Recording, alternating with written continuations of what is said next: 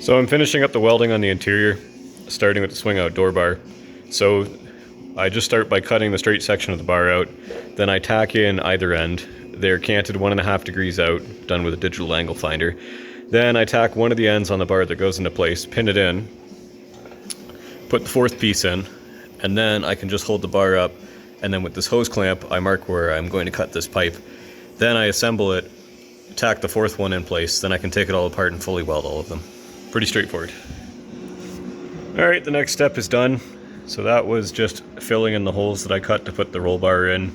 Just cut out pieces of steel, hand fit a notch into them to put the pipe in, and then they're just tacked into the floor. I figured I wouldn't fully weld these in case I ever need to take them out, that way it's not going to be a pain in the ass. So once the paint is dried, it's just going to be seam sealer all the way around, and then the carpet's going to cover it all up. Same there. Same deal. Intentionally left a bit of a gap around the roll bar so that I don't just hear the steel rubbing while I'm driving down the road. So welcome to the underside of the dash. Here's the box. Did not come with any instructions. I was looking at it and I thought the most convenient way to mount it would be like this. That way the outlets point to the defrost routes under the dash. But I feel like if I did that, it'd probably never bleed, with the outlets for the heat exchanger on the bottom.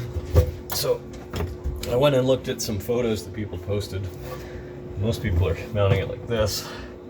So I think that's what I'm gonna have to do, and then I'll have to figure out just how to get the hoses over to the center. And then unfortunately the routing length will be pretty long to get those over to here where they have to come through the firewall, but we'll make it work.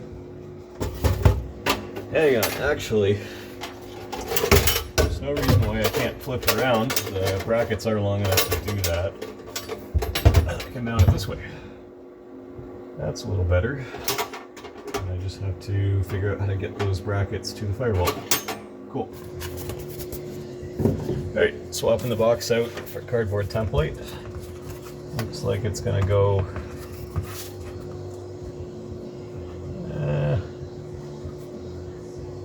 I have to stand it off from the panel a little bit because these rib nuts coming through. I want to get as low as I can, but as high as so that the passenger doesn't end up kicking it. So that seems about right. And then I'll throw these in here. This is what I'm going to use to transfer the locations of the holes a little more accurately. So that's roughly where they go. So something like that, and something like that.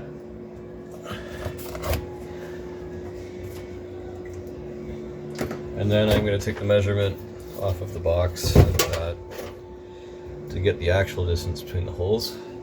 So we'll aim for 10 3/8 because the brackets can squish out a bit, but they can't go in closer than 10 1/4. So 10 3/8.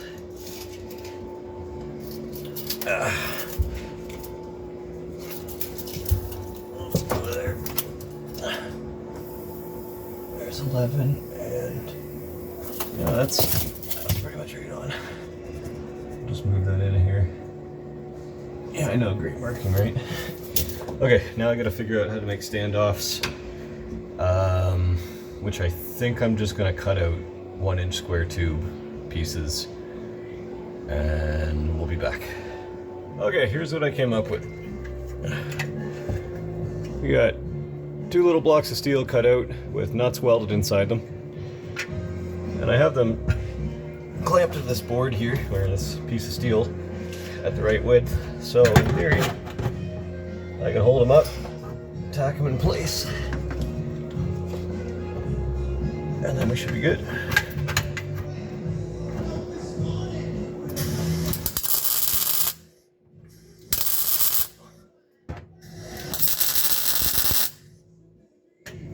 Hey, it even worked.